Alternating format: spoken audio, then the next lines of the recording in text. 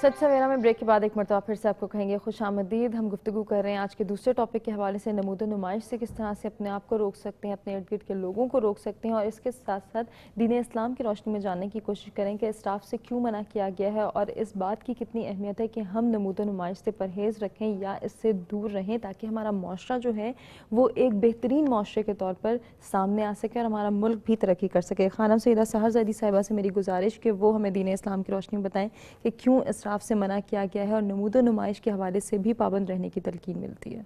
जी, इसके बारे में कुरान के वाज़ेह और साफ़ अहकामात हैं इसराफ़ के बारे में और नमूद नुमाइश के बारे में या बेजा माल खर्च करने के बारे में। दो अल्फाज इस्तेमाल हुए हैं, इसराफ़ का और तब्ज़ीर का कुरान की आयात में। जैसा मैंने कहा कि तब्ज़ीर से भी और इसराफ़ से भी खुले और वाज़ेह अल्फाज में परवरदिगार आलम ने मना फरमाया है। जैसे कि कुरान की आयत में परवरदिगार आलम का इरशाद है, बिस्मिल्लाहिर्रहमानिर्रहीम, या बनी आदम खुज़ू ज़ीनतकुम इंद कुल्लि मस्जिदिन वकुलू वशरबू वला तुस्रिफू इन्नहु ला युहिब्बुल मुस्रिफीन। परवरदिगार आलम ने कहा कि खाओ पियो लेकिन इसराफ ना करो। यानी इस्लाम आपको एक जो स्टैंडर्ड लिविंग है उससे मना नहीं करता। बहुत सारे लोग सादगी की तरफ अगर हम उन्हें लेकर आएँ या क़नाअत की तरफ लेकर आएँ तो ये समझते हैं कि शायद ज़िंदगी का मकसद ही ख़त्म हो गया। इस्लाम नहीं कहता कि हम बने या संवरें, हालांकि खुदा ने पहले इसी आयत में पहला हिस्सा यही कहा, या बनी आदम ए बनी आदम खुदू ज़ीनतकुम इंद कुल्लि मस्जिद, जब मस्जिद में जाओ तो अपनी ज़ीनत अपने साथ रखो। बल्कि यहाँ तक मैंने एक मासूम का फरमान पढ़ा कि उन्होंने कहा कि मुमिन चाहे कितनी ही परेशानी में मुब्तला क्यों ना हो, वो जब भी घर से बाहर निकलता है तो इस कदर ज़ीनत के साथ निकलता है कि बाहर के लोगों को या दुनिया वालों को एहसास नहीं होता कि वो किसी गम या परेशानी में मुब्तला है। लेकिन अब मसला ये है कि हम ज़ीनत को किस चीज़ से ताबीर कर रहे हैं।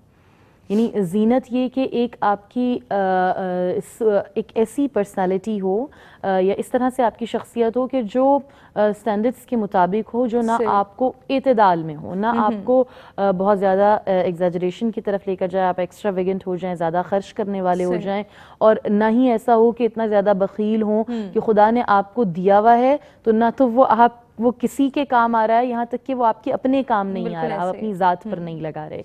तो दोनों चीज़ों से मना कर कर एतदाल की तरफ, मयाना रवी की तरफ लाया गया है कि बहुत ज़्यादा एग्जैजरेट ना भी करें। इसके बारे में अगर हम देखें, कंडेम कुरान ने किया, जैसा कि मैंने कहा कि एक तो वला तस्रिफू, साफ कहा खुदा ने कि इसराफ ना करो, इन्नहु ला युहिब्बुल मुस्रिफीन, खुदा इसराफ करने वालों को पसंद नहीं करता। यही बात हमें रिवायात में दोबारा इन्हीं अल्फाज के साथ रिपीटेशन के साथ मिली है। तब्ज़ीर के बारे में भी, बेजा माल खर्च करने के बारे में भी कहा कि ला तुबज़्ज़िरू तब्ज़ीरा, बेजा माल खर्च ना करो। और साफ अहकाम है, हुक्म है, इसके बारे में कोई इश्तिबाह नहीं है आयत। कंजम के बारे में कहा कि अन्नल मुस्रिफीन हुम अस्हाबुन नार, कि जो एक और जगह पर, एक और मकाम पर, कि जो इसराफ करने वाले हैं वो जहन्नुमी हैं, जहन्नुम में जाने वाले हैं। या जो भेजा खर्च करने वाले हैं, ये बहुत मारूफ आयत है कि जिसमें कहा गया कि इन्नल मुबज़िरीना, बेशक जो ज़्यादा बेजा माल खर्च करने वाले हैं, कूनू इख्वान शयातीन, वो शयातीन के भाई हैं। और क्यों ये चीज़ आपको कहाँ पर लेकर जाती है, क्यों मुशाबिहत दी गई है, शैतान की किस सिफत से मिलाया गया है। फिर आगे कहा गया वकान शैतान, बेशक शैतान लिरब्बिही कफूरा, वो खुदा का ना शुक्रगुजार है, यानी कुफरानी नेमत करने वाला है। इसराफ करने से आप उस नेमत का बेजा इस्तेमाल कर रहे हैं जो आपको उस नेमत की कुफ्र की तरफ लेकर जाती है, इनकार की तरफ लेकर जाती है। इसी पैराए में मुझे एक इमाम जाफर सादिक अलैहिस्सलाम की हदीस मिली, आपने फरमाया कि इसराफ गुर्बत की तरफ ले जाती है। सही, आप बेजा खर्च करते रहें तो एक अमूमन उर्दू में कहा जाता है कि कारून का खजाना भी खत्म हो जाता है एक ना एक दिन, तो आप खर्च करते रहें। तो कहा कि गुर्बत की तरफ ले जाती है। जब इंसान गुर्बत की तरफ आ जाता है तो अब वो गुर्बत माल की भी हो सकती है, जान की भी हो सकती है, किसी भी चीज़ की हो सकती है, औलाद की भी। तो आकर फिर वो शिकायत करे खुदा से। रिवायत की थी, इमाम ने कहा कि या अल्लाह अब मैं गरीब हो गया हूँ, मेरे पास कुछ नहीं है, नादार हूँ।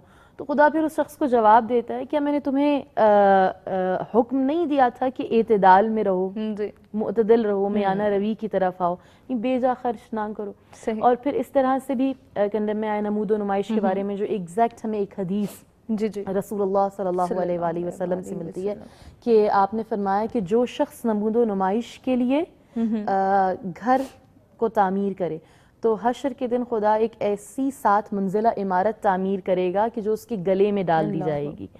تو ایک پاس ہی شخص تھا، صحابی سے سوال کیا کہ گھر نمود و نمائش کے لیے کیسے کوئی خلق کر سکتا ہے، یا اس سے کیا مراد ہے آپ کی؟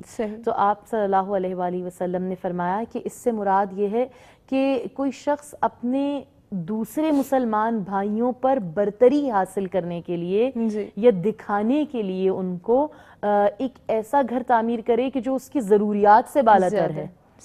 یعنی اس کی ضرورت اگر 3 کمروں میں بھی پوری ہو سکتی ہے، لیکن میں ایک 3 منزلہ عمارت بناؤں اور اس کے اندر ایک عام ٹائلز ہوں، عام ایسی چیزیں ہوں کہ جس سے میرا گزارا یا صاف صفائی ایک ہائیجینک ماحول بن سکتا ہے، اس سے ہٹ کر اس قدر اس پہ انویسٹ کیا جائے. اور اس میں ایک اور بات ہے، یہ صفت اہل قریش کی تھی. اگر ہم پرانے زمانے میں جائیں اسے تبرج کہا جاتا ہے. برج سے آپ دیکھیں نا، جیسے ہم کہتے ہیں کہ ٹاور ایگزیکٹلی، جیسے دبئی میں بہت زیادہ ہے برج العرب، بروج العرب کہا جاتا ہے، یا ابرج کہا جاتا ہے اس کی جمع. تو تبرج یعنی فوقیت.